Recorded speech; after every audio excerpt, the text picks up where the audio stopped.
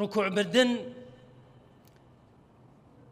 کەسانێکن کە خۆشەویست و دۆستی خۆی تەبارەکە و تەعالە ئەو کەسانی کە ڕکوع بن ڕکوعەکەیان ئەبێت تەمایی ئەوەی کە خۆی تەبارەکە و تەعالە خۆشیانی بووە ببنە دۆستی خۆی تەبارەکە و تەعالە. خی گەورە فەرمێ إنما وليكم الله ورسوله والذين آمنوا الذين يقيمون الصلاة ويؤتون الزكاة وهم راكعون.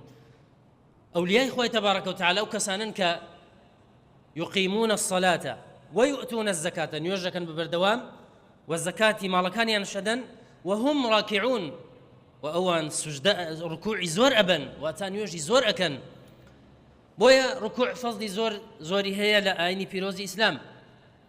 وخوي تبارك وتعالى زمي كسانك كركوعنا بن وإذا قيل لهم اركعوا لا يركعون.